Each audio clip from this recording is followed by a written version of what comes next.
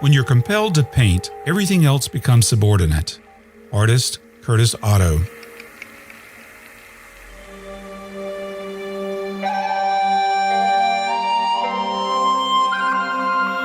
This is The Artful Painter, art lessons for artists, collectors, and people who love art. Jim McVicker imbues atmosphere and light into his paintings that stir the heart. Whether it's an expansive view of the Pacific coast near his home in Humboldt, California, or an intimate interior still life set within his studio, his paintings are filled with a sense of solace and peace. Jim began painting full-time in the mid-1970s. His early education as a painter began when working closely with artists Curtis Otto, James Moore, and George Van Hook. Painting nearly every day together, Jim assimilated what he observed, but developed his own voice. Though his primary joy is in painting representational art, Jim experimented heavily with abstract and non-objective painting for a few years.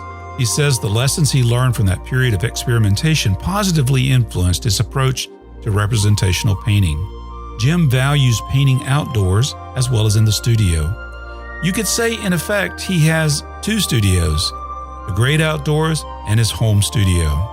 In this episode, Jim encourages us to embrace painting direct from life and to allow ourselves to be taught by nature. Rather than rigorously follow tedious formulas and rules of design, Jim encourages us to trust our intuition as an artist. Jim's keen use of his artistic eye, mind, and heart have beautifully honed his way of seeing. My name is Carl Olson, and this is The Artful Painter.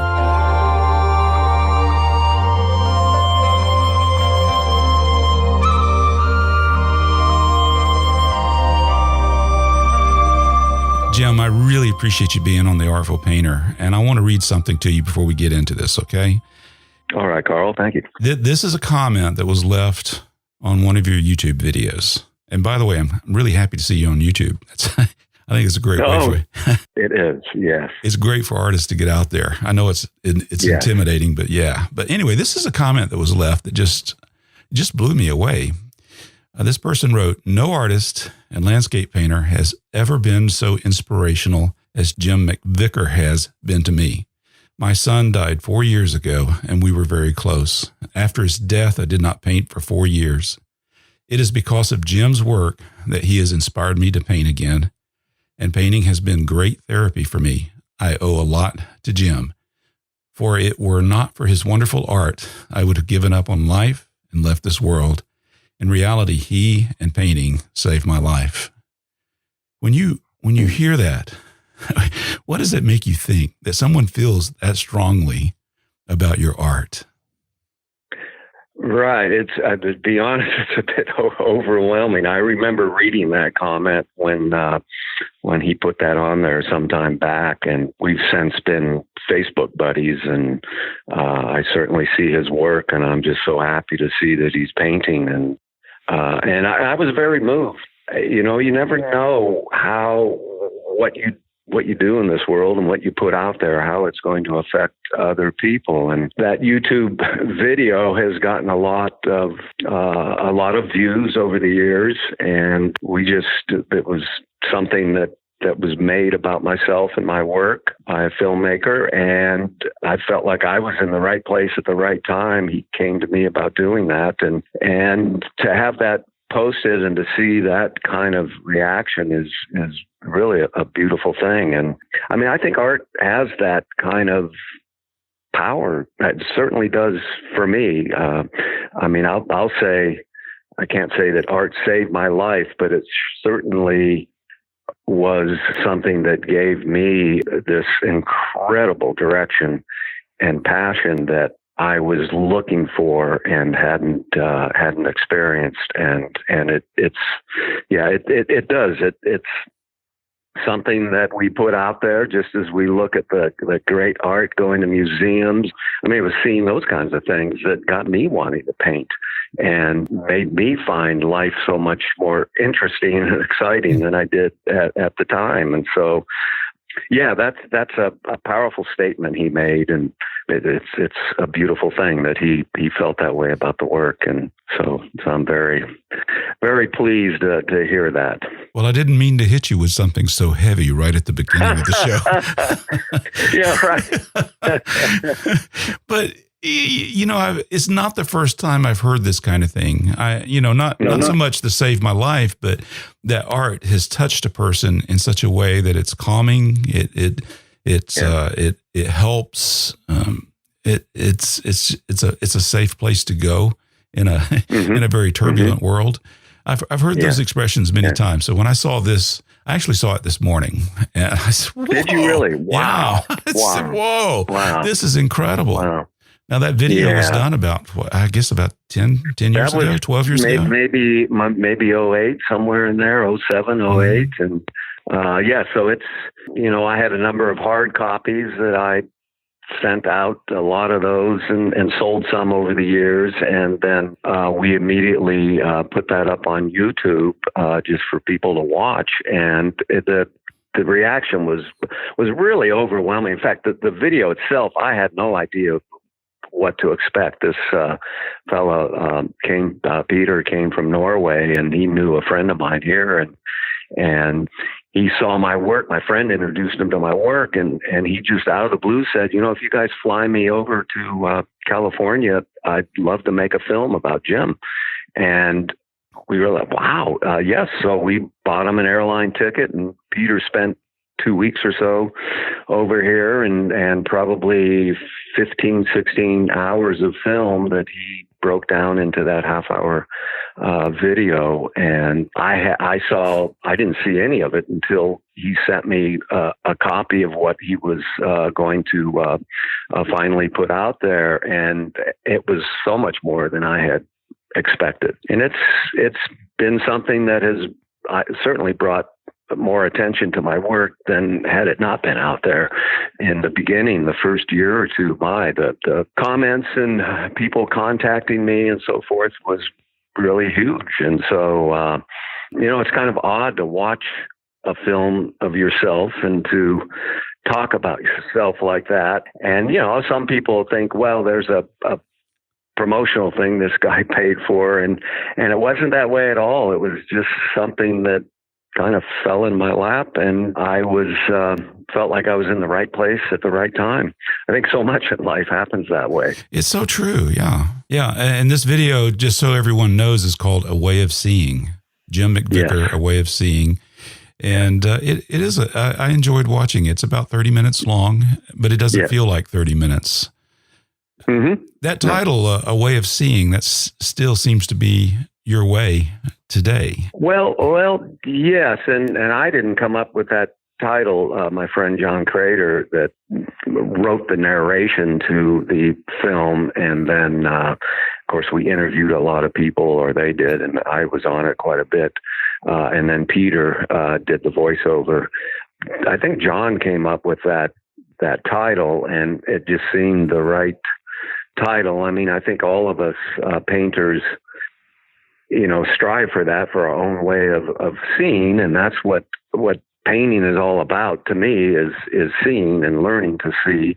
And how do you take this three-dimensional reality and put it into a piece of work that reads as something believable and something interesting and something that has a quality to it and something to say with it, I guess, and something that shows an artist's response and that love and that passion that an artist has for the kind of things they're painting. Well, when I look at your paintings, I see a wide variety of subjects. I see landscapes. I see still lifes, figurative work. You encompass a wide range of subjects, and yet there's this unified look to it. It has your signature on it. I'm not talking about signing the painting, right? But it has your hand in it. It's you. Right. I don't know how to describe it, but there's something that is cohesive about these works. So much so that even the landscapes or the still lifes have a landscape quality to them. I don't know how to, there's atmosphere to them. There's negative space to them. So that's what I see when I look at your paintings. Well, thank you, Carl. And I that's what I'm trying to achieve, even in the still life paintings, is that quality of atmosphere and air. I mean, when I paint a still life, I'm not as much interested in even though they're realistic, but in a highly defined object or something. I'm more interested in painting what's going on within the room or within the still life setup, and that air that we all breathe and how it flows around all the objects. Those are the things that I find incredibly fascinating, and I think probably because I came to it as a landscape painter. Those were the things I initially did, and still life came later as I painted, and same with the portraits. And so I felt like I approached it with that landscape vision of painting that atmospheric space and the depth one sees in a landscape, and trying to get that quality of the air and the difference in days, the difference in places you paint, go up into the mountains or paint here on the coast, or just two entirely different types of atmosphere. And so I, as a painter, want to always be open to that and trying to approach it from an honest point of painting what I see there, also, of course, with what and over the years, all of us learn to paint and understand how to move the paint around, understand how to make things look like what you're painting. But it's, in fact, I'm working on a big still life right now, and that's my goal even more so now, is to try and bring that landscape feel into the still life even more so. And part of that is the way I'm using the paint and how I use the paint. Outdoors, you've got this, I rarely work on a painting longer than 2 hours with the light changing. And so you've got this sort of mad dash of trying to get as much down as you can in that short period of time. And that changing light is just sort of got you, you're firing on all cylinders. So that 2 hours, is that, from start to finish, or is that I'm going to capture as many notes as I can and then take it back to the studio? How does that work? For me, it's, I do some paintings that take hour and a half, 2 hours, smaller pieces, once in a while, a larger piece. But I've always been a landscape painter that I have no problem with taking a painting back many, many sittings at the same time of day. And if I'm working from 8 to 10 in the morning, say, and I'll paint that 2 hour time period. And then the next day, if I've got the same kind of weather conditions, I'll bring it back. And I've taken some paintings back as many as 20 times on a big canvas. Oh, wow. I think I'm getting, I haven't taken a really large landscape out.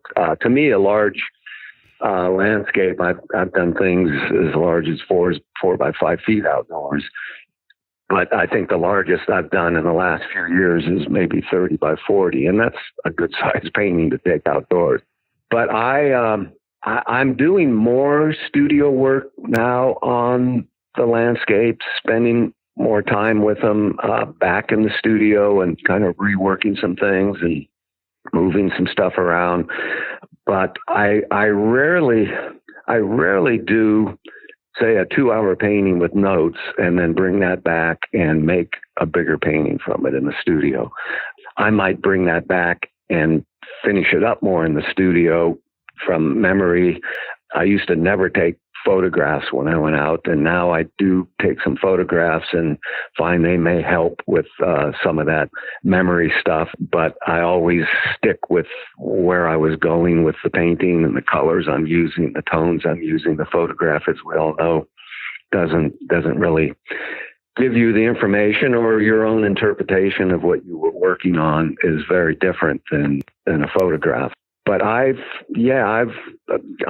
set some paintings aside for a season when I didn't get them to a point where I felt it really worked. I haven't done that in a while, and now I have a tendency. Sometimes I pull paintings out that I had one from a few years ago that I thought was a successful painting. And this fall, early winter, it was painted from our studio deck, looking out of the view. And I had painted it, I think, 9 or 10 years ago. And I still liked the painting, but it bothered me. A lot of it bothered me. And so I took some sandpaper to it, and I kind of got any varnish off of it that I had, and I took it back out on the deck, and the trees were probably 20 foot taller than what they were 10 years ago. And I just reworked the whole thing. I kept the same basic composition down, but I grew the trees, so to speak. Some of the original painting still came through. Is that what you're saying? Or was it completely covered? It probably does. No, it was completely covered, but I'm sure little spots of it here and there did come through. But when I first started doing it, it was like, oh, you idiot, what are you doing? Because it felt like I was taking something that worked, but I wasn't completely satisfied with it anymore. But it was taking something, and it looked awful when I first started going over it. It just was like, oh my gosh, this is, and I've had that happen a lot with paintings. I might be working on a piece 2, 3, 4 sittings. I have a sky I like, and I say, I'm not going to touch it again. And then I see something I like, I think is better for the painting, and I will change it. And that little voice in your head going, this is a bad move. but more times, I really believe if you push through it and stick with it, I think it ends up, in my mind, more successful than it does actually failing. So for me, it's a good thing to take something and try and push it in another direction and make it better than what I thought it was. Right. Yeah. But 10 years is so it's see, now you've been painting all that time, so your perspective is going to be totally different than what it was 10 years ago. Very much so. And the way I handled the paint on it was very different. And I think my handling of paint now is certainly different than it was 10 years ago. I still use a lot more medium in my paint, and so there's maybe a little thinner passages and pushing the paint, spreading the paint around a little more with that wet into wet kind of thing, and then I would wet over dry. And I'm finding now I use hardly any medium, maybe to start the painting, get it blocked in, a little mineral spirits and some medium, and just working with the straight paint, because most of it is fairly oily anyway, and it moves around nice. And I'm liking seeing that in my work, a little more what I would call paint quality, and just getting. I used to paint a lot like that, and kind of got away from it, particularly in my still life painting. I painted more with thinner layers of paint, and it had, to me, at least the surface of it, a very, very different look than my landscape paintings. And so I'm wanting to merge those two things a little better.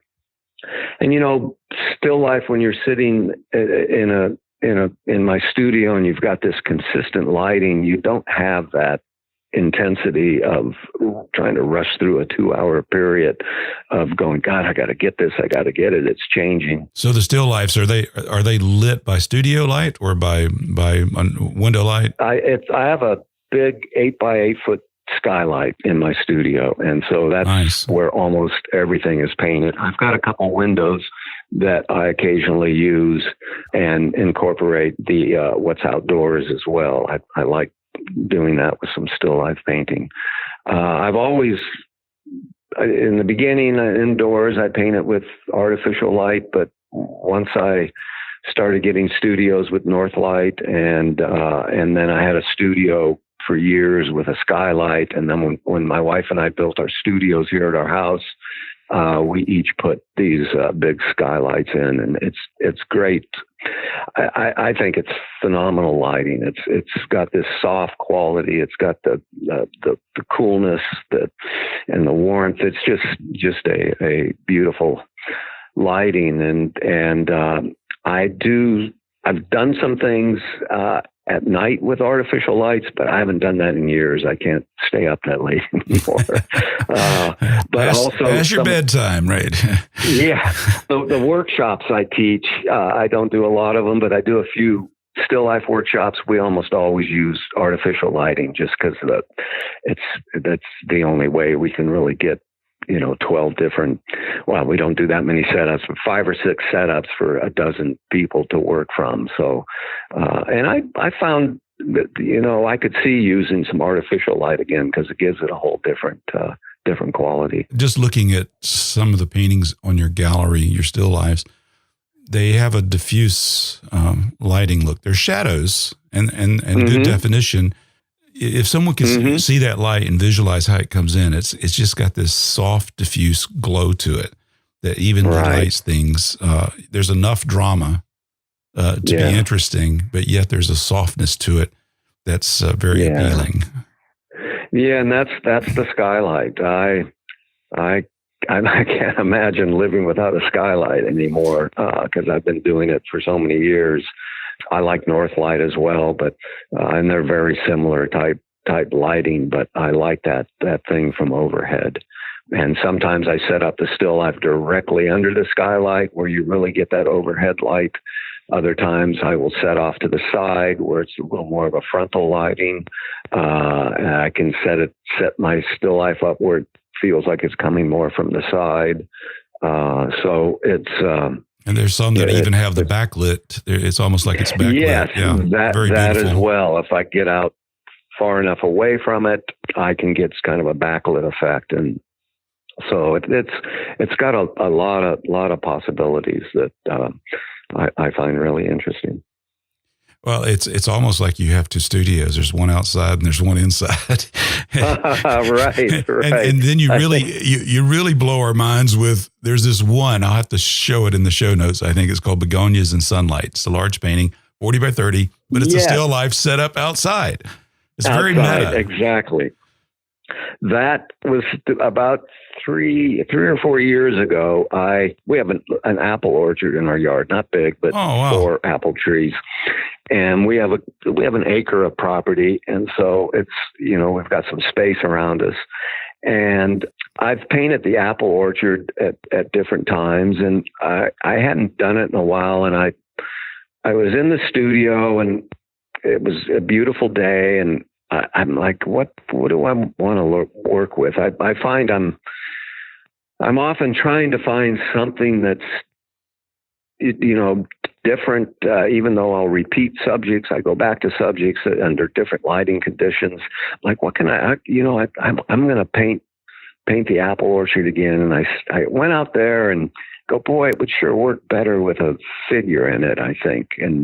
But God, I don't want to have to hire a figure to come over, and then I got to rely on them showing up and stuff. And I don't know, it just hit me. I should bring one of my still life setups with the rug and everything outdoors and see what that looks like with the apple trees. And immediately it hit me as a very interesting subject. So I've probably over the last 3 years maybe painted 6 or 7 of them, and that one you're talking about is the most recent. I painted that at end of this just this past summer, and I grow begonias. I do a lot of potted plants. I've got amaryllis right now, about 6 of them that are haven't quite flowered yet, but I grow those every year, and begonias, because I like bringing in the live plants and trying to paint them. They tend to last a little bit longer than cut flowers as well.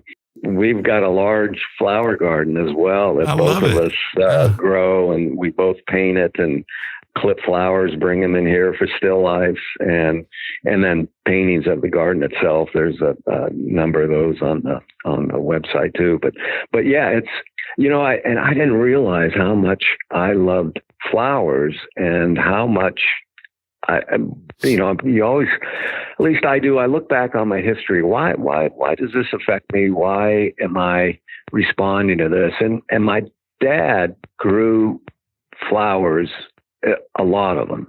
And he also had a large rose garden, and he loved flowers. And it never really hit me how much that affected me until I started painting flowers. And I loved it. I was like, boy, this is, one, they're incredibly challenging. Two, they're incredibly beautiful. It's a frustrating thing to paint because I rarely just paint one in one go. So I'm doing multiple sittings on them, and they're changing each day. But so anyway, that connection to my dad and his love of flowers and everything, there it is. It's in the paintings. And I think that's really cool. I think that's the beautiful thing about many artists is there's connections with things that are not, they have nothing to do with painting, but yet they become the food, the food for the heart. To create paintings. Yeah. Boy, I didn't take an interest in gardening until I was much older, much to the chagrin of my children. They couldn't stand me gardening because they knew, oh no, Dad's out in the yard. That means we're going to have to work, and I don't want to. That's the gardening's the last thing in the world I want to do. Right. But hey, my youngest son and his wife were visiting us this weekend, and you know what he took back with him? A ton of plants. Oh, wow. There you go. So I think some things are just latent, and you nurture it, and it eventually comes out. Oh, yeah. Yeah. I mean, exactly. I was the same way with my dad. It was like, every weekend I couldn't go anywhere until I did my quota of yard work and so forth. And I hated it at that time, but I realized, great discipline for me as an artist that, you either do the work or it doesn't get done. So. Exactly. Well, and that's what you have to do, right? To do a painting. If you don't get started, you don't finish it, you have nothing to show. Yeah. I've always said that's that starting part that's the tough one for a lot of people, I think. And I know there's been times when I'm like, oh, geez, I'm not feeling it or whatever, even though I paint all the time. But it's like you get pushing that paint around and suddenly this thing starts to click and you start to see, and it's there's nothing quite like it in life that I've found. And it's just an amazing thing to be able to do. You feel yourself getting in the zone? Yes. Yeah, very much so. Getting in the zone and, getting lost in something. Yeah, being surprised 2 hours went by or whatever when you look at it. And so yeah, it's a great way to spend each day.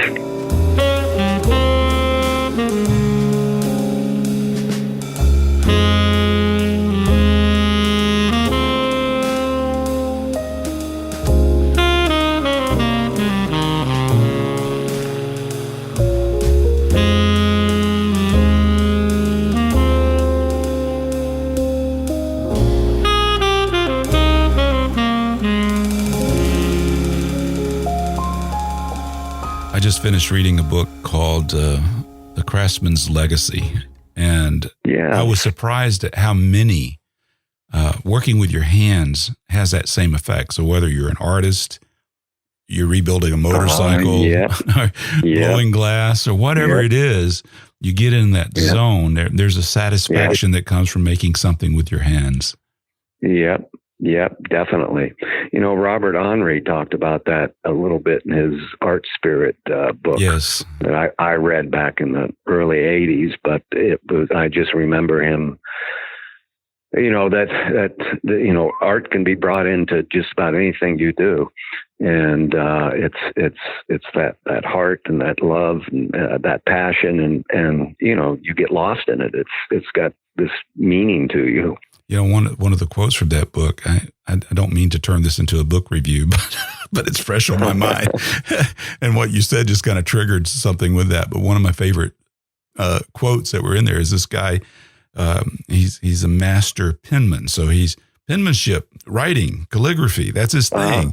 And the author of the book asked him, do you view yourself as an artist or a craftsman? And so what he said is, the way he responded, he says, he who works with his hands is a laborer. He who works with his hands and his head is a craftsman. But he who works with his hands and his head and his heart is an artist. And I said, good, wow. Good. Yeah, definitely. Yeah, I mean, the heart is such an important part. I mean, all the, technique and everything, that's all important as well in our craft and so forth. But, to me, that heart, I remember years ago, Terry and I were in Washington, D.C., and we went to the African Art Museum, and it was our first time there. And in fact, I don't even think it had been open that long when we went. I just remember being blown away by this work, some of the work that I saw, and it's considered primitive and so on and so forth. But to me, what it had was commitment and art and this passion and this truth in their lives. And it certainly doesn't have the craftsmanship of a Western artist, a painting, but it's got, to me, everything else. It's got heart. Yeah, exactly. And so as important, particularly when we're painting, representational work, that craftsmanship is, that heart is that ultimate thing that I think makes the art an important thing. Yeah. Well, one of the challenges I have is I'm learning, and that's where I'm at the learning stage. But well, I'm learning too. I think we never stop. I know. I'm going to have to just stop saying that on the show because really that is the truth. That is a universal truth that has come out with every person I've talked to. And it's so true. You want to always be learning, always be, throwing yourself into it and learning as much as you can about this. So, So I don't even remember where I was going with that. Oh, I know. So when you learn how to cook, what do? You follow a recipe, right? But but your results come out, it might work and it might not. But when you start cooking like your grandmother, where it's a pinch of this and a pinch of that, then you got those lard biscuits that float out of the pan. And they disappear from the plate. Exactly. That's very, very cool. Very cool. Yeah, it's an incredibly important ingredient that, that thing of learning, I can't tell you how many times that little voice in my head, I'm painting and struggling with an aspect of the painting, something with it, putting paint on that to me is just not right. Something's not happening. And my head says, you don't know what you're doing. You think you're a painter, this and that. And it's like, and I think so many people, when they're learning, that voice comes up, and the trick is to listen to it, but push yourself and keep going, because I think a lot of us end up stopping when we hear that voice in our head that says we don't know what we're doing, we don't know anything, I know I certainly know what I'm doing and have the experience, but it's still, I think it's very difficult to make a painting, and particularly I think if you're trying to push through some things that possibly you haven't quite done in a painting yet, and if you want to just keep repeating the same painting over and over again, then I think that gets to where it's a little more like a craft. But I think our art is an ongoing, evolving process of growing and learning and trying things that might be out of your comfort zone a little bit.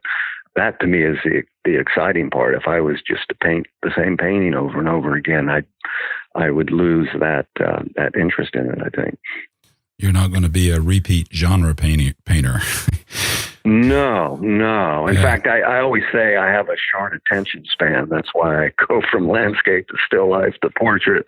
And I sometimes I tell myself, I'm going to spend a full year and I'm not going to touch a still life. I'm going to just paint landscape. And if it's not good weather, I'll work up some big ideas in the studio and so forth. That way I'm really focusing on just that. Or say I'm going to spend a year just doing still life painting or just doing portrait, to where you're able to really focus on that thing. And I've said that to myself so many times, I've never done it yet. I paint, 4, 5, 6 months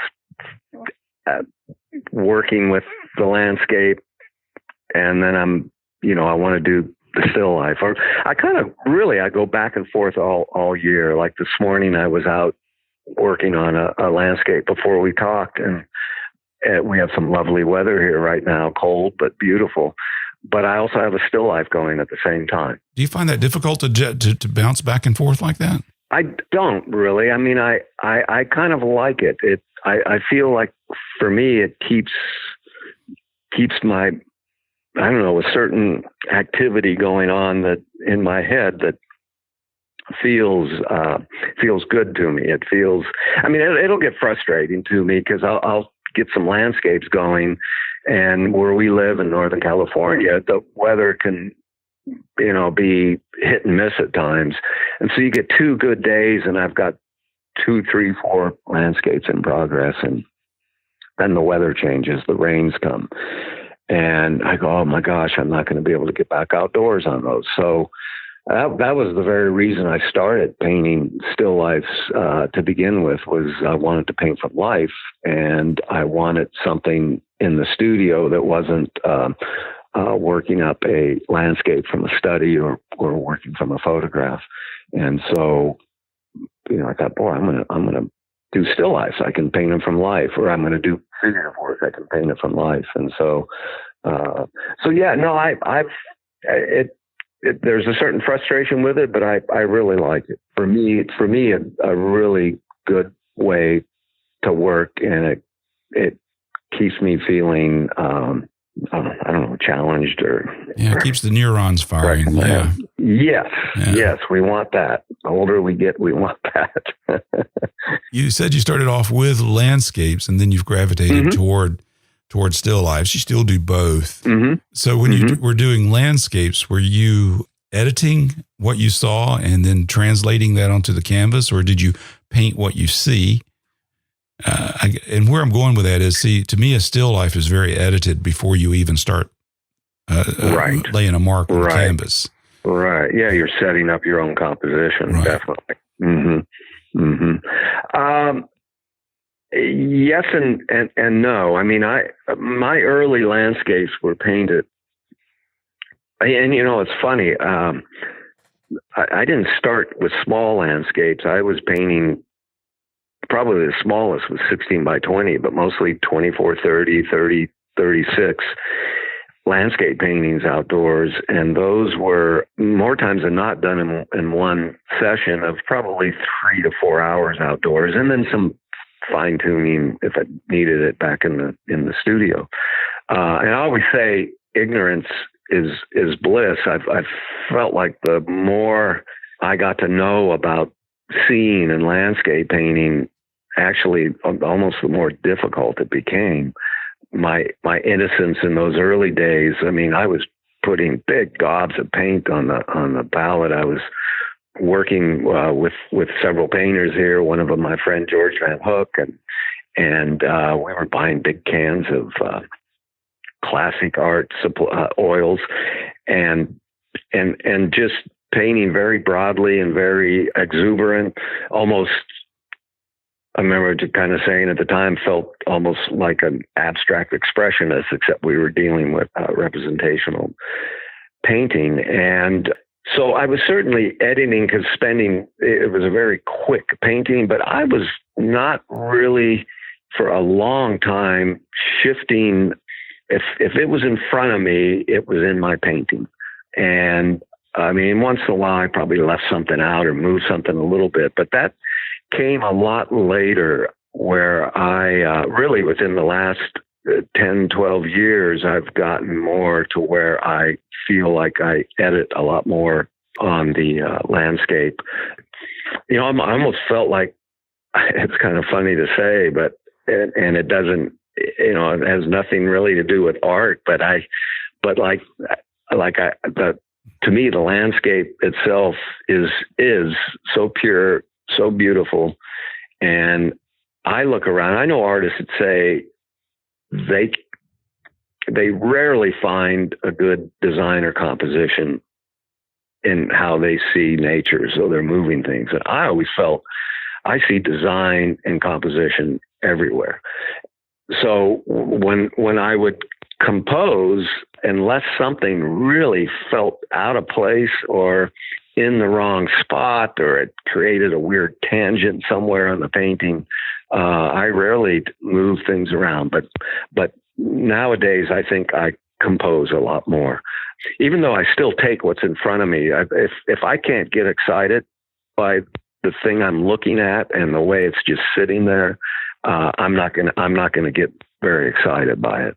And I'm more choosy now in terms of what I'm painting.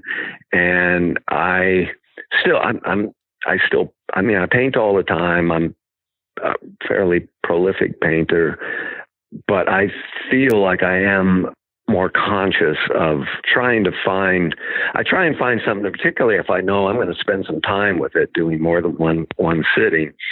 I want to know that this is something that I find very compelling and interesting, and there's shapes there, and there's color there, and there's light and texture, and I mean, those are all things I think about more now than I used to. It used to just be the paint on the canvas and painting the shapes and values I see.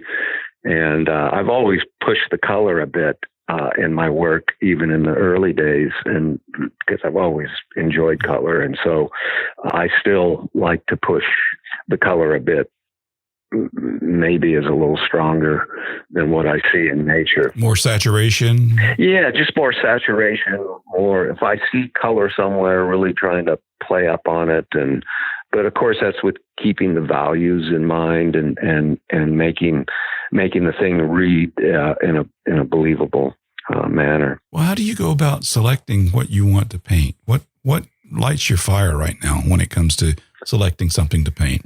Well, you know, we live in an amazing county here in Humboldt County. In California? California, yes. We're right on the coast. I mean, from my back deck of the studio, we can see the ocean. It's about 4 or 5 miles away. Get out. Now I'm just, I've got to see this. Well, if you look, it's in some of the paintings that are from the back deck. And so when we bought this house, Terry and I bought this house in 1989. And probably for 2 years, I never left the yard to paint anywhere. And then after that, I started going up along the street more. And the reason we bought our home here is I used to come down to this area to paint a lot. So where we live, it's sort of dairy country, so it's rural. There's a lot of interesting structures. There's open space. There's hills. There's trees. I mean, there's infinite amounts of things to paint within a 1 or 2 mile radius from where we live. And then besides that, up the coast, we have, I think, one of the most gorgeous coastlines in the world, and where it's cliffs and sea stacks and all. And that's a 45-minute drive from here. And if I want to go inland, or I don't even have to go inland, just 2 miles from us is the river too. So I'm inspired by stuff here all the time. I drive to the store, I drive to our P.O. box, and I don't ever get around to painting all the things that I would like to paint. I'll see something and go, God, I'm working on something else, but next year I got to remember this. So I'm very fortunate. I know artists that live in areas where it's a bit of a trip for them to get out to a spot. And then the diversity here, like I said, the rivers, the ocean, the dairy lands, cattle farms or ranches, the flat areas were out in what we call the bottoms, the sloughs, the wildlife. I mean, just up the road, 3 miles from us is a wildlife sanctuary. So there is endless amount of things to paint here. And it's why I chose to live here. When I came up here in 1977 to visit a friend, and I knew this is where I wanted to be, and I met some really, really terrific painters that are still great friends and had huge influence and impact on my work. And so, yeah, I'm knock on wood. It's a great community of artists here as well. Lots of plein air painters and lots of other painters from, doing all kinds of things and music and so on and so forth. So yeah, it's sort of like, well, do I want to paint where we live or do I want to go up to the coast? And generally when I decide I'm going to go to the coast, 45 minutes up the road, where it's more interesting than the ocean near us because you get into the cliffs and rocks and so forth.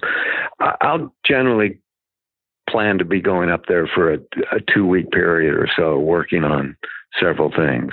And so that would be the thing that inspires me at that moment.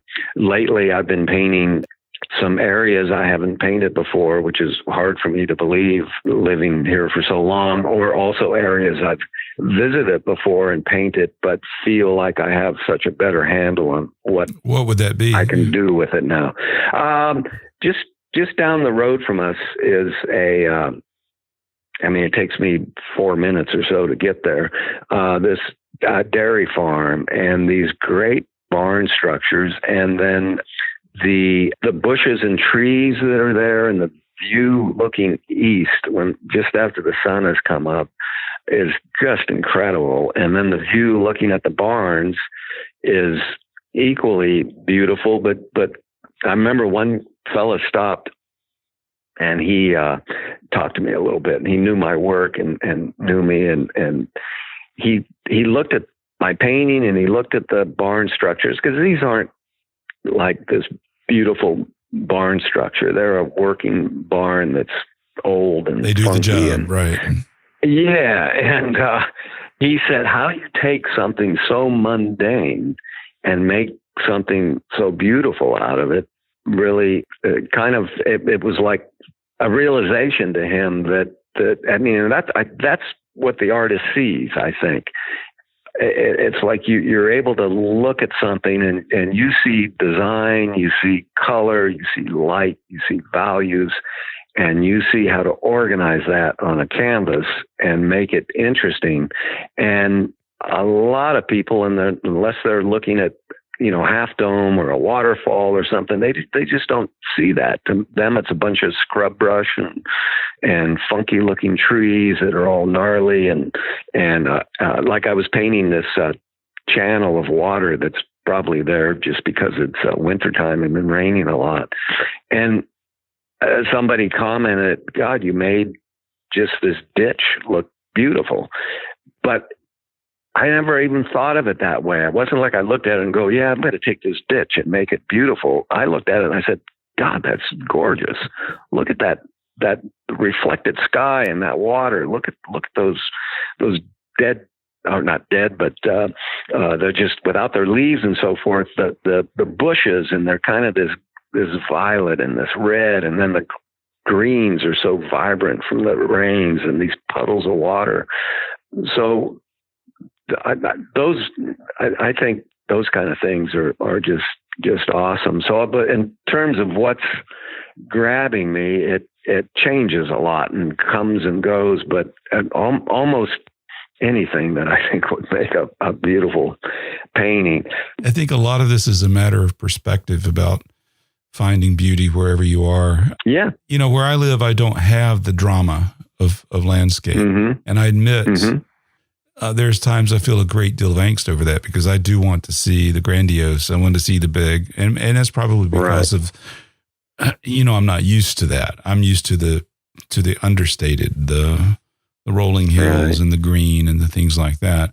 But what I'm learning from talking to people is a lot of that is just perspective. I just need to, like you're saying, take my eye and move in closer to something and see the beauty in that little thing. Yeah. There, I've seen artists do that. Yeah. And, I've had this dream of, I would love to live out west and paint what people like Matt Smith and Ralph Oberg and Skip and all those guys do. Work. Yeah. I mean, they got a beautiful backdrop to paint. I don't have that. But then there was an artist, his name is Phil Stark. He moved from Arizona to here, and he's excited about it. And I feel kind of bad because I'm not excited about painting where I live. And yet he's full of life. I can't wait. When are we going to go painting? When are we going to go painting? All these different places we can go and see. And I think, okay, I've had the wrong attitude about this the whole time. Right. Yeah. I mean, it's like I find it's not so much the subject's important, but it's the right shapes and light at the right time. I've seen things I wouldn't even think about painting, and then I see them with a particular lighting, and you go, oh my gosh, there it is. That's perfect. Yeah, I've often, because I've in workshops I've done over the years, I know a lot of people live in places where you can't, it's a chore to get out to some great spots. But I've suggested, just go in your backyard and look at it at different times of the day and look at how light is hitting something and use that as a reference point to try and make a painting. I mean, even a trash can can look quite beautiful, handled in the right way with the right lighting and so. Yeah, that reminds me of James Gurney painting a dumpster in a shopping center lot or something like that. So, whoa, how did he even decide to do that? I would have never in 1,000 years thought to do that. Yep. No, I know. I painted one, and when I was at the Maui Plein a couple of years ago, I was painting the boats that were out in the harbor and a storm coming in, but off to the left was this dumpster, and compositionally it was perfect, and the color of it. And I debated, should I put that in there? Well, I did, and I think it really worked. I still have the painting, but so anyway.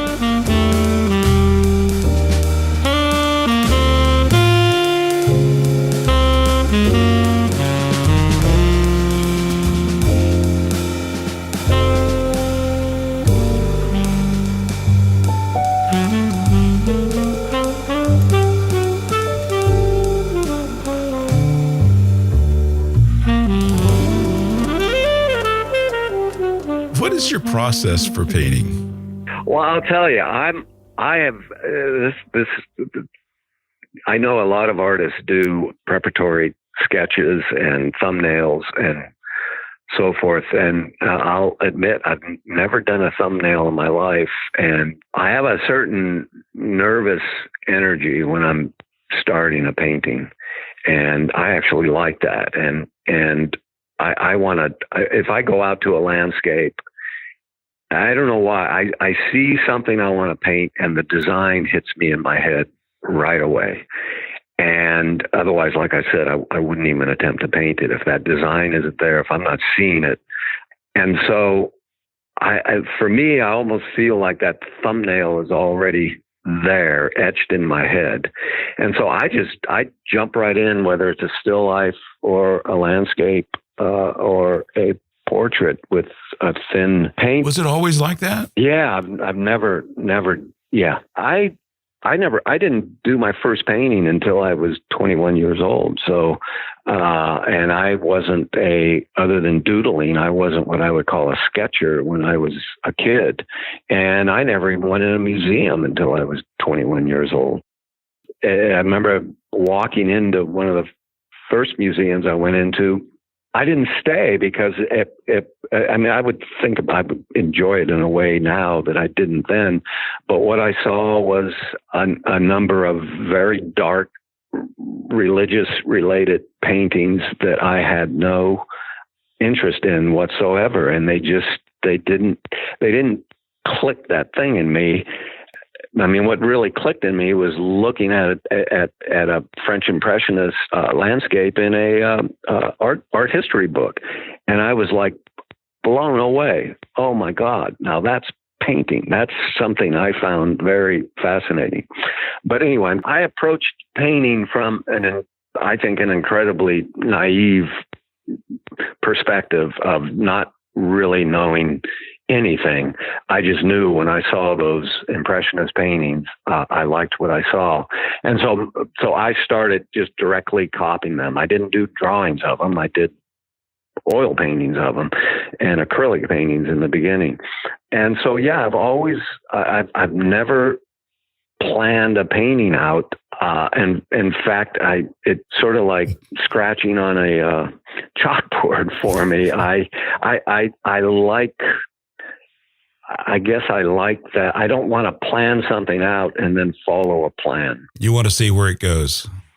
Yeah, I think for me, it feels like I'm laying something out with, and I know an artist that does studies and so forth would probably completely disagree with this, and they go through their changes with their painting, but I don't want to follow a map.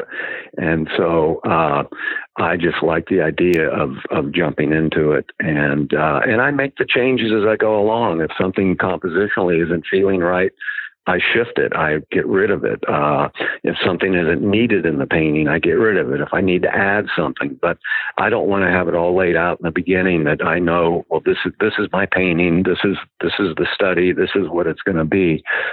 I will say I've done a couple of studies when I've had some commissions in the past where I needed to do a design and a study for the client. And so they wanted to see what they were going to get, basically. Although one of them I did the study was with, gosh, what flowers did they want? They wanted, it was a big still life, God, 30, it was, what was it, 48 by 72, I think. They wanted roses, and I had this big table and stuff. And so I did a study for them, just a small one with roses and the vases and everything, the rug I was going to put in it. And then when I started laying out the big painting, I go, you know what? The roses aren't going to work. And I did rhododendrons, and I didn't tell them, and I didn't tell the gallery. I just did it. And anyway, long story short, they loved it. So the study ended up not really serving too much purpose there, right? It's compositionally it did, and color wise, and that kind of thing, and the type of rug I was putting in the painting and the vases. Yeah. Yeah. This is interesting because one of the advantages I have as I do this show is I get to talk to a lot of different people and hear a lot of different approaches, and those approaches work for them. And it's not that you don't have a sense of design. It's you have it built in. A lot of us don't have that. So we need to, it's probably good for us to go through that process, at least in the beginning. Exactly. Yeah. No, exactly. And I, my way is my way and somebody else's way is their way. And to me, there's no real right and wrong approach to painting. I mean, I think we get too much into rules and this is the way you've got to start something, this is the way you got to finish something, or this needs to be loose, this needs to be tight, and all that stuff. I don't pay attention to any of that. Some of my paintings get tighter, some of my paintings get looser, and it's like what does the painting call out for? And, what direction should it be going? And does this feel like how I want it to be? And the idea of a quick painting is fresh and something you've worked on forever is not fresh. Well, I mean, I think, with the whole plein air thing going on and stuff, movement, whatever, there's that idea that a painting is a 2-hour process, and that's a plein air painting. But I think painting is so much more than that. And although I love, if I can knock out a really good painting in an hour and a half, 2 hours, I'm always happy with it. But that's not my ultimate goal. Is to do whatever the painting calls out for. And if it needs 10 sittings, then it needs 10 sittings. So that's kind of my process. But the basics are just laying it out with thin paint and drawing on the canvas with the brush and laying in the shapes. And in some things I've been doing the drawing even less, of just starting right in with a shape I see and putting that shape in and then relating all of the shapes in the painting to it. Right. That's a form of drawing. Then it's not, it doesn't mean draftsmanship. It just means you're blocking in the shape. No. Yeah. And I mean, if you're painting in a, realistic manner and you're trying to make a good representational painting, you need to have that drawing, reading right, and everything feeling like it's sitting where it should sit. And that doesn't mean you're doing it with a pencil and doing a really fine-tuned drawing. You do it with the paintbrush as well. So, but yeah, that strong structure, I think, needs to be there in order to convey that sense of realism or whatever. Did you take any type of class or workshops to get to this point? I didn't take any workshops. When I was first painting, I never even heard of a workshop, because I started painting landscapes in 1973, but I went to a community college that had a really fine landscape painter as a teacher, and also a wonderful draftsman as a drawing instructor. Do you remember his name? That was Hendrik Grice was the drawing instructor, and Tony Ivins was the landscape painter, and then Stan Book was an artist that painted abstractly. And so it was a community college, and I went up there for I was taking night classes because I was working as well. But they weren't, I can't say I got instruction from them. It was more, you paint, and nobody was teaching you basics. And, they would critique things and kind of help you with where you were going. But it wasn't like, what might be happening in some of the few art schools that are out there now, or what you get from a workshop. Because I teach some workshops, and I try and really lay things out very basically about how I approach a landscape painting. So you've never taken a workshop, but you teach workshops, and I don't mean that critically. I do. But I'm really interested in that dynamic. So it's got to inform the way you do a workshop in a positive way, and I'd like to know about that. It does. I mean, I was invited to do. I'd never done a workshop before, and I actually had zero interest in teaching. And about 7 years ago, a couple of friends that have property here, wonderful, wonderful property, that they do some retreats there and stuff. They approached me about doing a painting workshop there. And so I at first said, well, let me think about it. We talked a lot about it. And so I did. In fact, this year will be coming up will be the 8th one I've done there. And nice.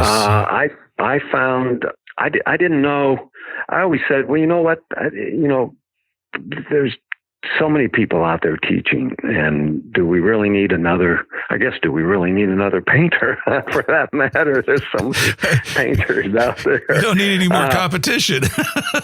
Right. I know you guys aren't selfish that way. I know that for a fact. So. But long story short, I did it, and I found I really liked it, and I think I did it very well, and I got great feedback from students, and I found basically I just taught everything that I talked to myself about in my head when I'm painting, and it seemed very helpful for a lot of students. I mean, some students come and they definitely, they've got their way of painting and don't want to quite try what you're trying to get them to do. But other students I've seen, they just, they grow in that 3-day period and get, I think, a better understanding of seeing. And that's all I'm really trying to do, is help people with seeing and being able to take reality and think in terms of light and value and structure and form and all that stuff. And I try and break it down very simply. I don't, even with my still life painting, I can't paint a still life demo in class in the manner that I do my still lives. I just not enough time. But I've always said that the early stuff, that early part of the painting is the place where you're making so many important decisions that are going to get that basic structure down, that you can, once you get that correct, you can build on it like crazy. So I kind of try and just basically show that starting point of how I do a painting, and I'm actually now backing off doing teaching again. I'll still do some, and I think most of it'll be here where I live, a couple workshops, or where I can drive to without not too much. But I'm burnt out on the air travel and all that stuff, and it's I'm at a point with my painting too that I really, not that it's the only thing I've done, and I've done a lot of it for the last 40 years or whatever it is, but I want to really focus on seeing where I can take it over the next several years. And I want as little to take me away from actually working in the studio or in the landscape as possible. So this weekend I'm doing a still life workshop here in town. And like I said, I'll be doing my landscape one here in town later in September at the Morris Graves property, which is Morris Graves. I don't know if you're familiar with him, but he was an artist. He's would be considered more of a modern artist. He's in the history books. He's in a number of the museums, and kind of considered the Pacific Northwest school. And he has what they call kind of a spiritual quality to his work. But he was a really interesting man, and led a fascinating life, and did some amazing paintings. And so when he passed away, his property, the caretaker who'd been with him for over 30 years, it was left to him, and him and his wife have started a foundation a number of years ago. And so anyway, that's where I go teach, and it's this lake property, a lake that was created by a massive earthquake over 300 years ago. And it's not big, but 7 acres, but it's a magical place. That'll be something I'll continue doing as long as they want to do it, because it's a great place to be. There's probably some paintings I've done of it on my website. But yeah, so teaching, it was interesting. I mean, we're talking a lot here, but I'm a relatively quiet guy, and I thought, what am I going to talk with all these students about? But it flows really well. I enjoy giving out information that can help people, and trying to help people solve issues in with their paintings. And you meet a lot of great people.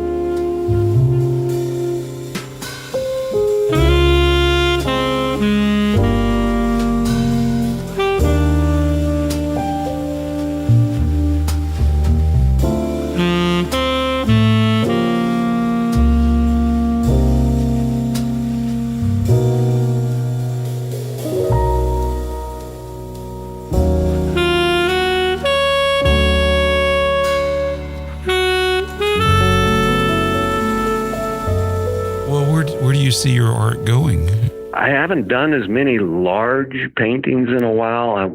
I started this large 60 by 54 inch still life I'm working on, and I want to do some larger landscapes again.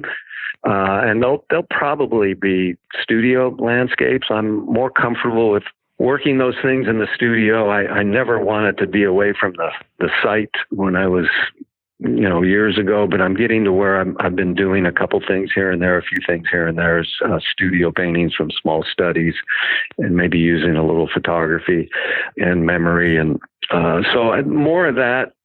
I'm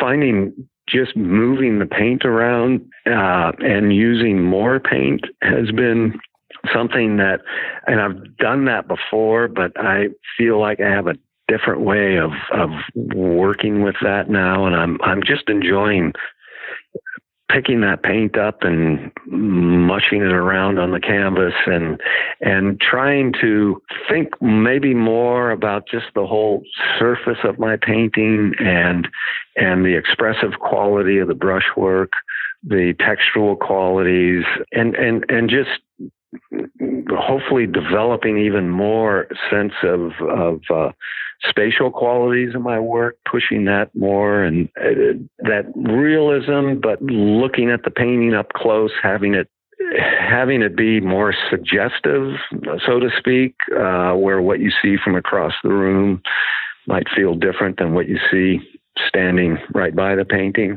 And so, yeah, just, and to keep painting. I'd like to do more figurative work too. I want to do more portraits, and I don't. And by that, I don't mean I want to do commission portraits, which I've done a few. But my favorite subjects are the people I know and painting them. My wife and I have painted each other. She's painted me more than I have her. I don't think we've mentioned your wife's name. What is her name? Terry Oates, and Terry she Oates. is a remarkable painter in person, and we met in '84, and we've had this terrific life together. She was a graphic artist when we met, and an art director, and then she's been doing nothing but her own painting since about 1989. So 88, 89, and we got married in '88, and so yeah, I always say, marry a fellow artist because I rarely, I'm not the kind of person who wants to go get in a canoe or do anything unless I can have my equipment with me to paint. And she understands that. And we love going to museums together. And both have studios in one big building and a hallway in between us and bathroom. And just, it's great. And she's my best critic and muse, and the person that I can talk to about things art-wise, that I can trust what she's saying to me, even though sometimes I'll go, what? No, that can't be. No, that and then the next day I go, she was right. That doesn't work. But no, and we've done a lot of landscape trips over the years, and shared models and painted each other, and just enjoy looking at each other's work. So yeah, we're a couple of art addicts. That's nice. I think another couple I know that does that is Ralph and Shirley. Ralph Oberg and Shirley Yep. Novak. Yep. Yeah, they both have their own studio spaces and they have their own personalities in each one, their own style. Yeah. Oh my gosh. Terry's work is, even though she paints from life and paints some of the subjects I paint, it's completely her own thing and different. And I love that about it. And I learn from her. I get ideas from her. I mean, I think I have more color in my work that started years ago because of her influence. I think she's helped me understand design even better and movement in a painting, and just things, when you're around somebody a lot. I mean, I didn't, like I said, I didn't take formal art classes, but I learned so much from everybody I've worked with. And when I moved up here and I met George Van Hook and James B. Moore and Curtis Otto, three painters I met early on that were already really fine painters, they let me hang with them and go out painting with them. And George and I literally painted every day together for over 2 years, and we shared a studio for a bit. And that was because I always say, paint around people that are better than you, because that's where you're going to learn stuff. And I certainly did. And it wasn't like they were instructing me, although I could ask things or they show me things, but just watching and seeing how they put something together was an education. So I think that's probably one of the best ways to learn. I think about there's not very many trades in the United States that do this anymore, but the old apprenticeship system or the journeyman system, right. A lot of that was working on the job and watching what the master did. Yeah, and there may not have been much explanation because you're trying to get the job done, but you're watching and you're seeing. So, okay, exactly. And you think about, I'm a huge jazz fan, and the early jazz players, that's where they learned. They went to the clubs and listened to the players they loved. I mean, there weren't necessarily jazz education schools as there are now, and then they listened to their records and so on and so forth, and it's like I always say, look at, if you want to learn to paint and you want to learn to paint in a representational manner or landscape painting, always go to nature and look at the best work you can. Because I went to so many museums, and we still, any chance we get, go to museums. And but yeah, that was just looking at great work is such an education, and you can see how artists solved problems you might be having with a particular painting. And French Impressionists were my earliest influence, and still probably the landscape paintings I admire the most, particularly Pissarro and Monet. And so an example, I went, Terry and I went in San Francisco, I think it was in the late 2008, 9, 10, somewhere in there. There was a show, I remember it was at the De Young, and it was called The Birth of Impressionism. And it was work from the d'Orsay Museum in Paris, which we've been to years ago also. What a great place.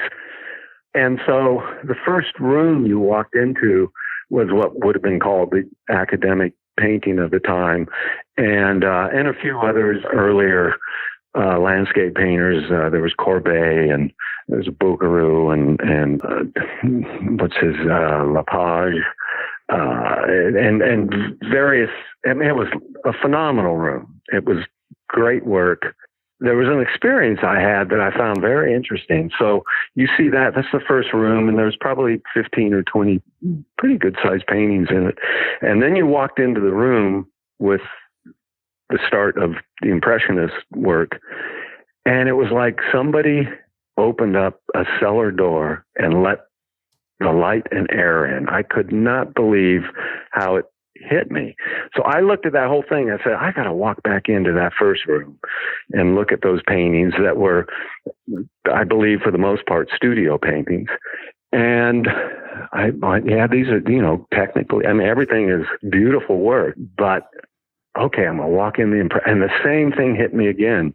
And so, it has to do a lot with our aesthetics, and I'm not saying it's going to hit everybody that way, but that's the kind of work I think that has motivated me as a painter, and been the kind of thing that I find so real and true and honest look at nature. And well, I think with the Impressionists, they struck at the heart of the viewer. They weren't. They were willing to experiment. They were willing to be expressive. They took joy in the medium itself. And I think that made a more accessible art. And of course, there's extremes. Well, that's definitely true. I mean, it's more people go to those shows and look at it, and look at it as beautiful painting, and then they took it outdoors. Not that painters hadn't taken painting it was everyday outdoors life, before, yeah. But yeah, and they were painting what was around them, and that's what appeals to me too. Is painting what I live with, what I see, and I really have zero interest in another type of painting or whatever. But I just want to paint the life around me, and it's endlessly fascinating. It's endlessly beautiful too. Yeah, we had a similar exhibit in Atlanta. It's been several years ago. The High Museum of Art, they tend to focus more on modern art, which it has its place. It doesn't always touch my heart, But some of it I like. You know, I do like some abstractions and non-objective art. There's some of it that I really do enjoy and find ideas that maybe can be used. But but there's just something about that period that was so, I don't know how to put, I went to, where was it? The Albertine in Vienna. This was about 3 years ago. But they have an exhibit that follows the change, similar to what you were describing, but it goes from the academics to post Picasso. Right. And just to see, you know, that development. So you see the Monets and the Manet and the Pissarro and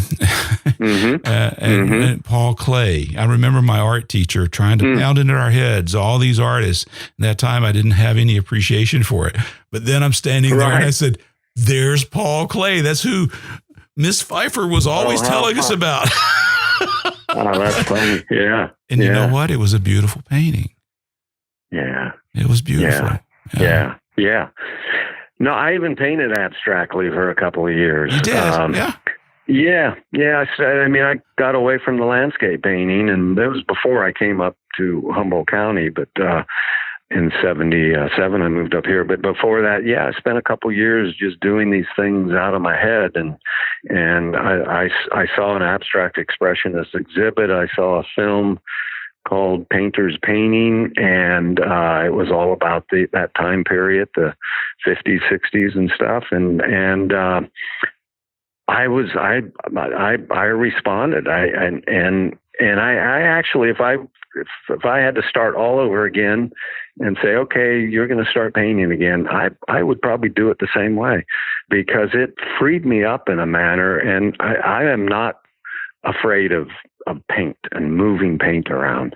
And that's one thing in workshops I've discovered. So many people are so timid with the paint.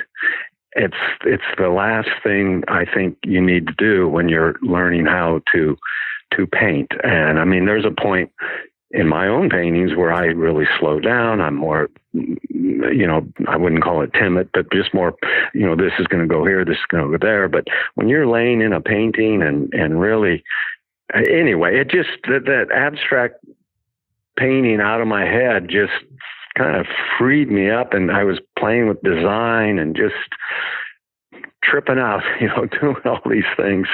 And then, you know, I did go back to landscape painting because that's what I loved. And I moved up here, and it was like, okay, I did that, and it was a good experience. You know, I always say in the classes too, because I know, you know, I try and get people to put more paint on the palette, because sometimes people put this little teeny blop, and then if you're trying to mix a big passage of green for a tree or something, you don't even have enough paint there to move it around. And I always say, you know, there's some things in life to be afraid of, but painting is not one of them. Just go for it.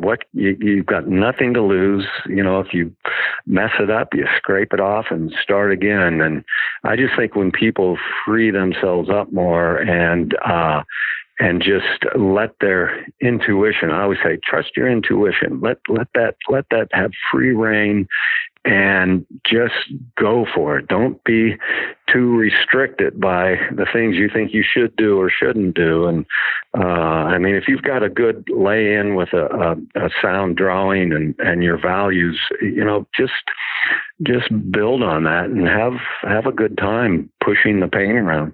Yeah, but that's a tough lesson for us to learn, because culturally, that's not how we're built.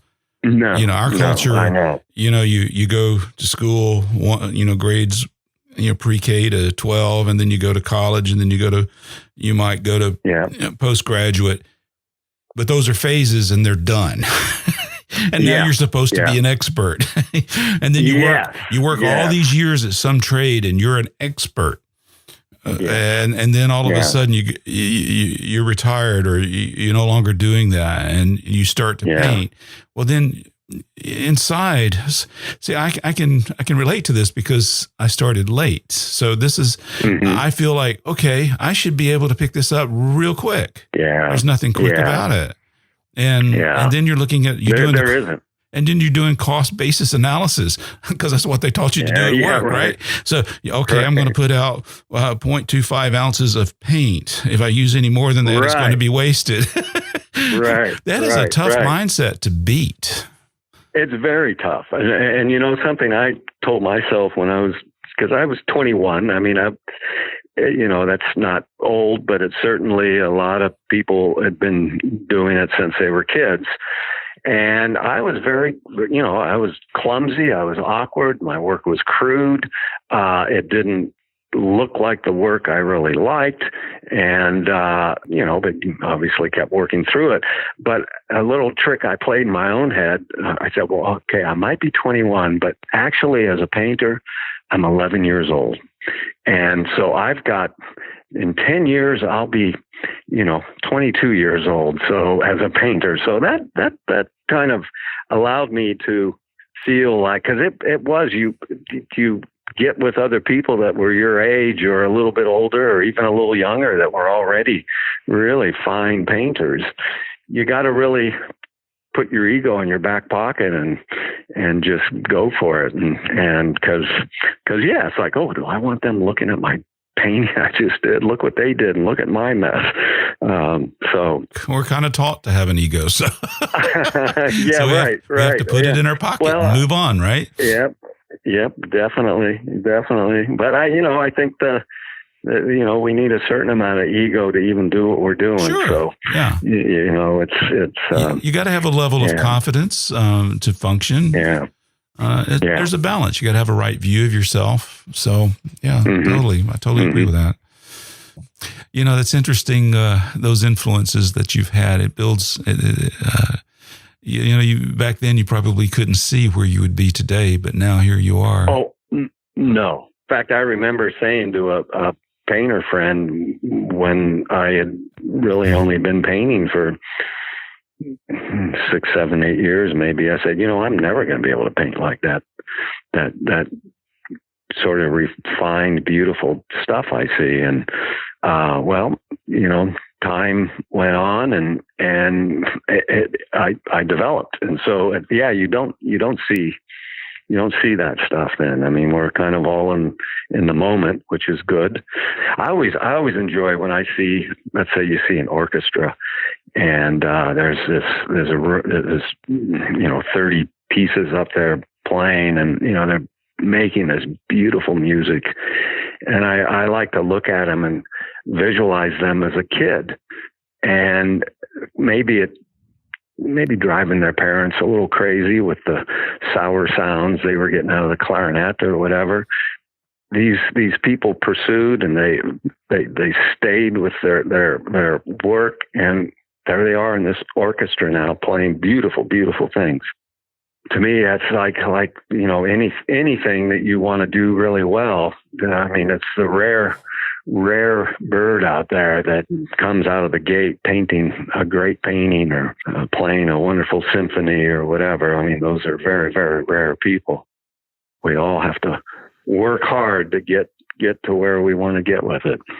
Well, we have to start with day one, and then each one will be our next best, right? Yes, yeah, exactly. And that's very true. I mean, see, I as into it and as involved as I get with each painting I'm working on, when I'm done with that painting, I mean, I enjoy looking at it and it's going to have a life of its own. Maybe it'll go into a show, maybe someone will buy it, whatever. I want to get on to that next painting and hope that next painting is going to be even better than the one I just painted. I think probably most painters think that way somewhat. So. Yeah, I keep hoping that my next one will be the best painting I've done. So I'm enjoying the process of learning how to do this. I want to go back to something you mentioned. We've been all over the place, which is fantastic. I love these type of conversations. But early on, you mentioned how we should learn from nature. I know plein air painting has been a big part of your work as an artist. And I wanted to get your opinion, your view on some of the plein air events that you've been associated with and the benefits of being a part of that. Plein air events and teaching as well, but primarily the plein air events. I've met so many artists, painters, and I don't do a lot of them, maybe 3 in a year, and I'm backing off of that even. I had worked pretty much in isolation up here, other than the painters I knew up here, and so to get out into the world and to meet all these fine painters and fine people, the men and women I've met, and like I go to Laguna. That's one I hope to always be able to do because it's in California. It's a great place to paint. And I think there's generally 30 to 35, 36 artists or so. And it's like we all meet and you do the stuff you need to do, getting everything set. And then we get our 5-6 days of painting. And I hardly run into any of the painters. Once in a while, you see somebody, and hey, man, how you doing? And, oh, God, that's looking good, and this thing, and where you been painting? And then when everybody turns their work in, and all 35 painters are there, and there's all this work that comes in, it's like, my God, look at the quality here. Look at the beautiful work everyone's been doing. Everyone's been really working hard, and you yourself have. And it's just always such a surprise that in a 5-6 day period, that the amount of good work that can come out of that always impresses me. It's exciting. Yeah. What excites me about it too is how willing people are to share that. Exactly. Yes, the artists are very open and very into sharing. You can ask them a question and they'll give you an answer. It's just great to see. There's a camaraderie in the art, at least in that plein air arena, and I'm sure it's in other places too. But there's this camaraderie going on that is really cool. And so it's really neat for me to, when I see things on Facebook or Instagram or in a magazine or whatever, to realize, oh yeah, I know that person. I've met that person. Boy, they're doing some great work. And, it's a cool. good thing. And speaking of really great painters, you're now a member of the Plein Air Painters of America, right? I am, yes. An honor to be a member. I was invited, I think it's been a couple years ago, and been on out painting with them. And so many, just top painters are in that organization. And I've gotten to meet a number of them and paint with them. And I love it. It's a great group. I unfortunately can't join them this September when they're going to be up in Taos, because I already had 2 other commitments. I'm teaching a workshop, and then I'm jurying a show down in Mendocino. But yeah, we were in Glacier. Let's see, we just went through 19. We were in Glacier 2018 in the fall, and it was great. The weather was pretty nasty, but painting there, I've never been there before, but painting there and spending time with everybody was terrific. And so I feel like, I've gotten to meet firsthand a number of painters whose work I've admired and looked at over the years. And that's pretty cool. Well, Jim, I really appreciate you being on The Artful Painter. It's been a real pleasure talking with you. I know there's much more we could talk about. I'm sure we've run on the time pretty good. Yeah. Carl, I really appreciate it. I've enjoyed talking with you. Even though we haven't met in person, I feel like I know you a little bit. So it's been great to spend some time with you. Thanks, man. We'll talk to you next time. All right.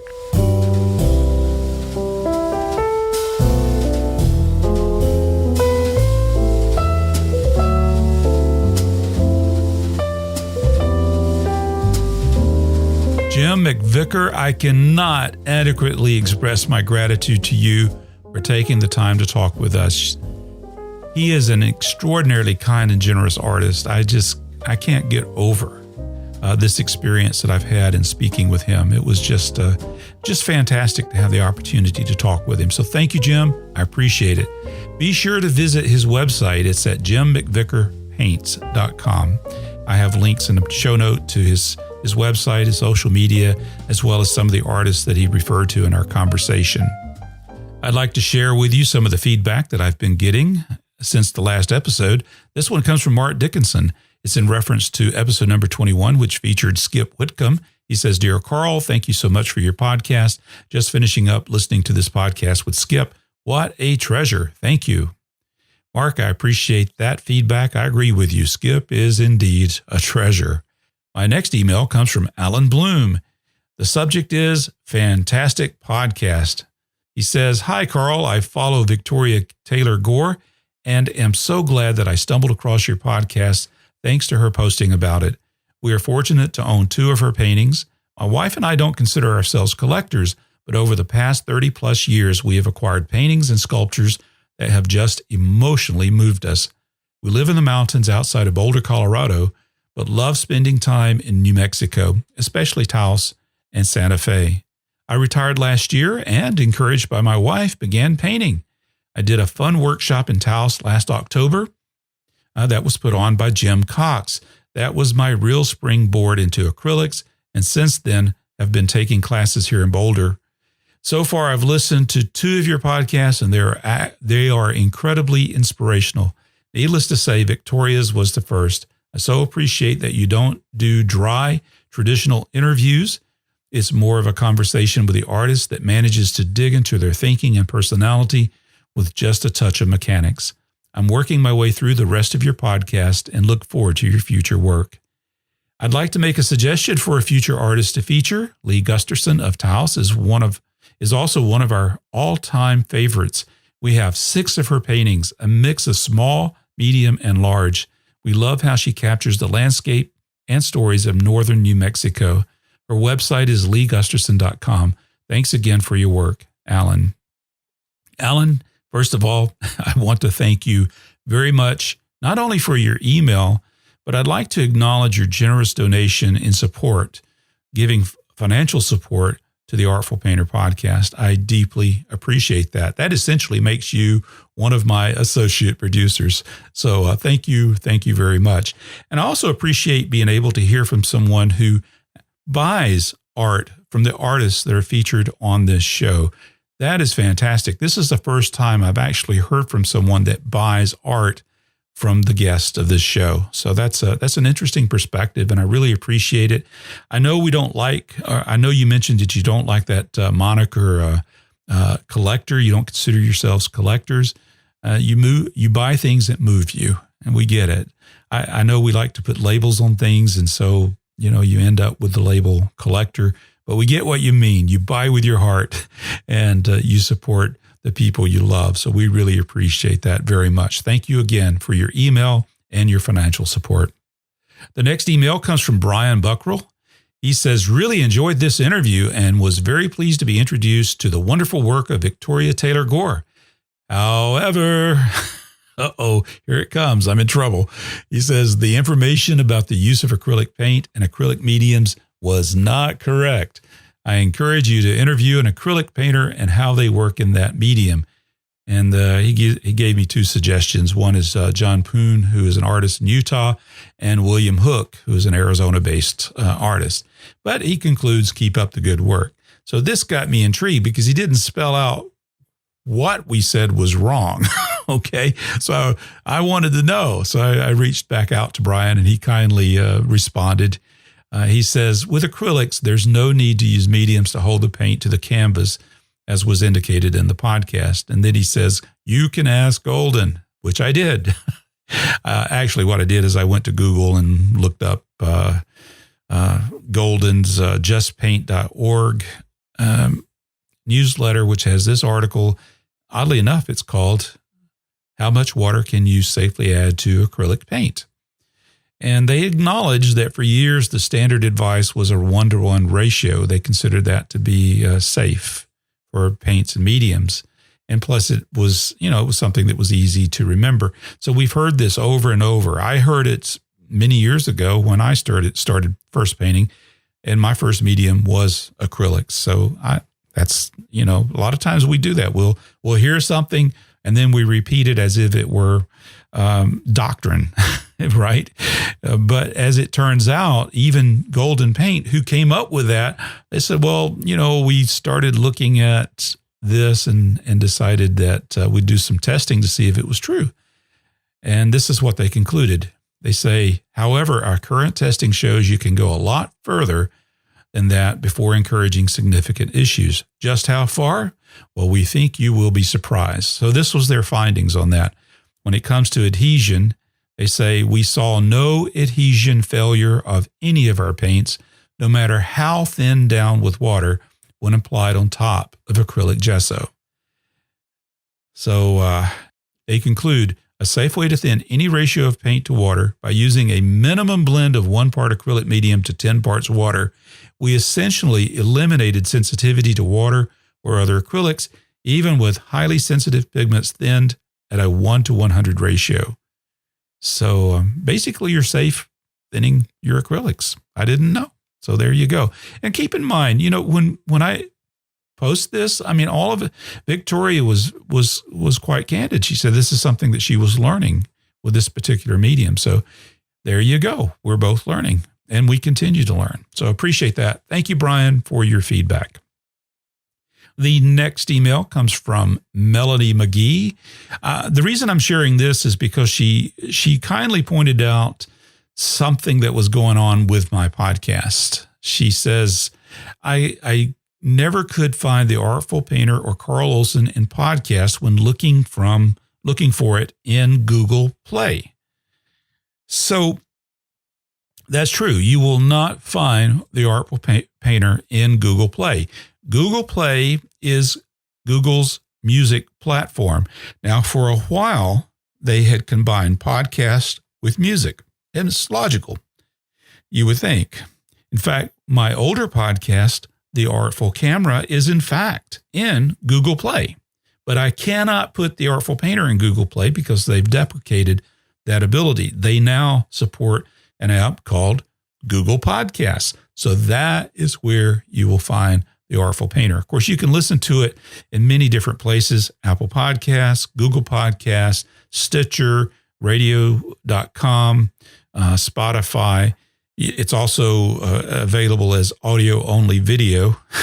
Sounds like an oxymoron, right?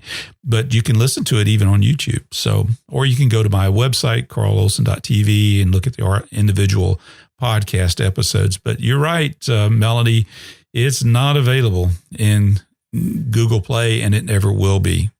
And that's just Google's doing. They've really made a mess of things when it comes to all of this. So I don't know what to tell you, but if you're looking for my podcast, The Artful Painter, you have to go to Google Podcasts, not Google Play. But thank you for that feedback. In fact, that she later responded to me. She said, I just wanted to make you aware. I want others to find you easily. And I think that's very kind. And Melody, I really appreciate you being interested in that. Thank you so very much for that. And in fact, that's what I'm hearing from a lot of people. People are learning about the podcast from others. So it's a big help to me when you share it with others. If you would like to send me your feedback, all you have to do is go to carlolson.tv and click the contact tab. If you would like to become a quote-unquote associate producer of The Artful Painter, you can go to carlolson.tv and click on the donate tab, and you can donate whatever you want. That's fine. I appreciate it. It helps me offset the cost of producing this show, which is essentially a labor of love. Thank you for listening to this edition of The Artful Painter. I'll see you in the next episode.